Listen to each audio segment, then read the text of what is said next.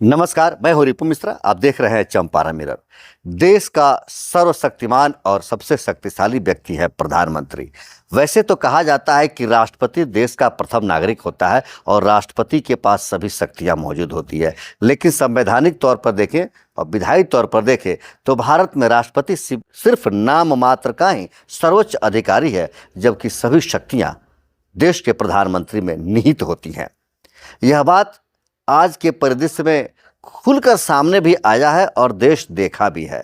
जहां देश में पहलगाम में आतंकी हमला होता है, पूरा देश उस गम में डूब गया और पूरा देश अपनी अपनी तरफ से उन आतंकवादी हमलों पर, उस आतंकी हमले में दिवंगत आत्माओं के प्रति जो कुछ अपनी संवेदनाएं व्यक्त की, सबने देखा, सुना और कहा।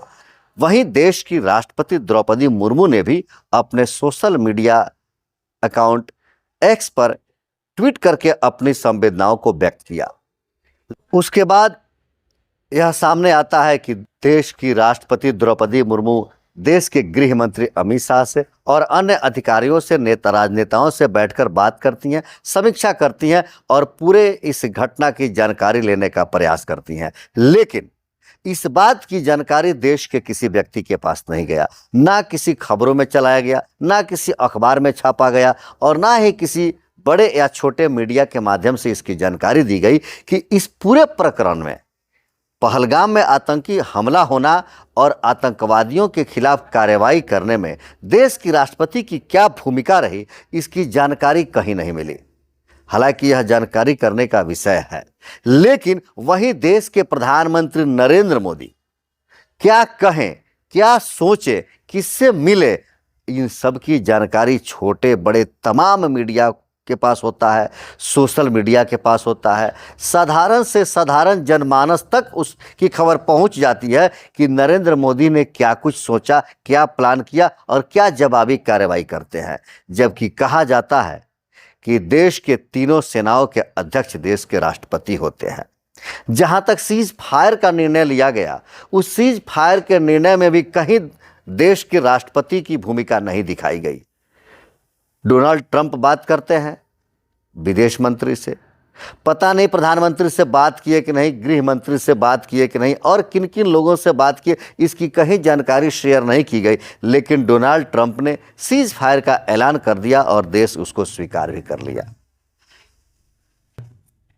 इस बात को आप तक पहुंचाने का मकसद कोई विशेष नहीं है, सिर्फ हमें यह समझने की जरूरत है कि देश में जो सत्ता का संचालन होता है, उस सत्ता को विभाजित करके किया जाता है, सत्ता का बंटवारा होता है।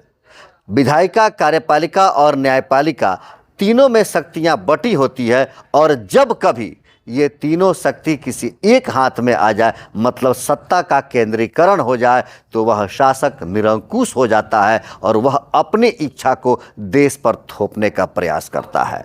ऐसी परिस्थिति में शासक स्वयं अपने आप को राष्ट्र समझ लेता है और यह कहीं भी राष्ट्र के लिए हितकर नहीं होता है।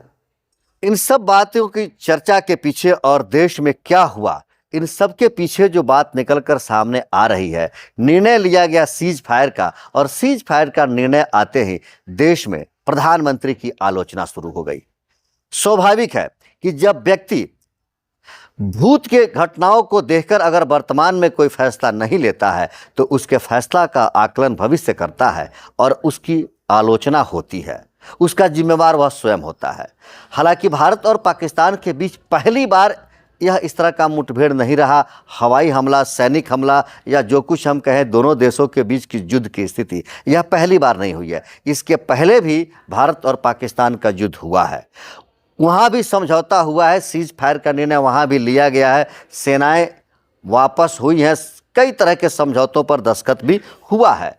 अगर उन सभी परिस्थितियों को देखकर, भूत की चीज़ों को देखकर अगर आज देश के प्रधानमंत्री इस वर्तमान का फैसला किए होते तो शायद आज यह परिस्थिति देखने को नहीं मिलता कि सीज फायर का ऐलान होने के बावजूद भी पाकिस्तान भारत पर मिसाइल छोड़ दिया।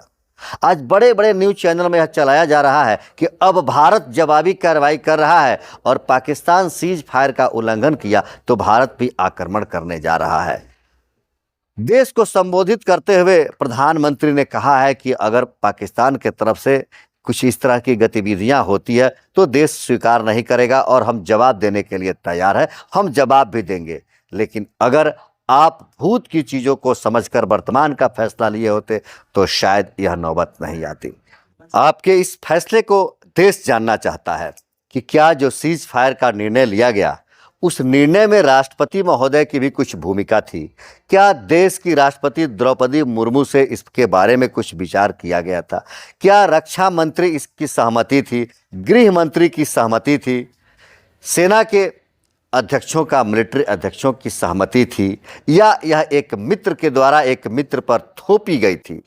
क्या क्या शर्तें हुई सीज फायर के लिए, यह तो देश जानने का हक रखता है और देश को बताना ही होगा।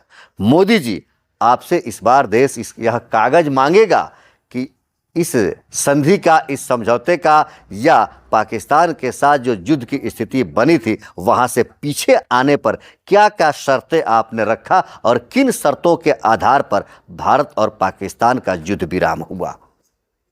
यह कागज तो आपको दिखाना पड़ेगा। देश मांग रहा है और देश को हक है यह कागज देखने का और जानने का, क्योंकि आज देश आपको नेतृत्व दिया है। आप देश के सारथी हैं और देश आपके साथ चलने को तैयार है। क्यों देश जानना चाहता है?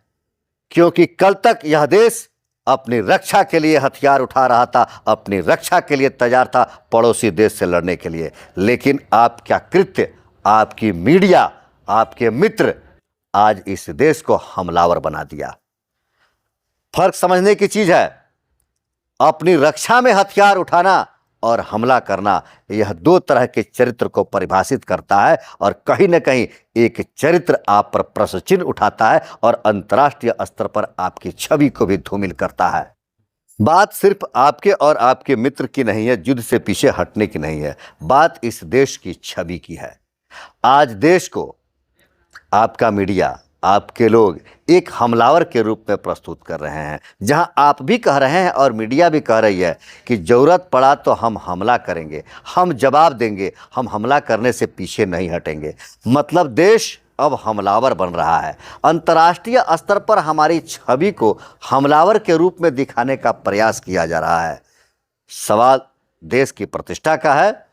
लोग को सवाल पूछेंगे और जवाब तो आपको देना पड़ेगा। वैसे आपको क्या कुछ कहना होगा?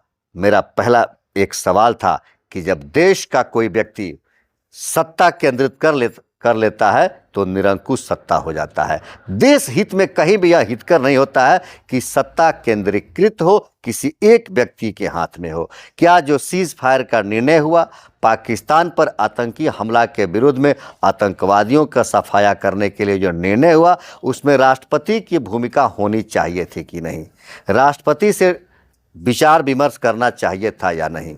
या यह पूरी सत्ता अकेले निर्णय ले सकती है कि क्या कुछ करना है? आप अपना विचार कमेंट करके जरूर बताएं। देखते रहे चंपारण मिरर। जय हिंद, जय भारत।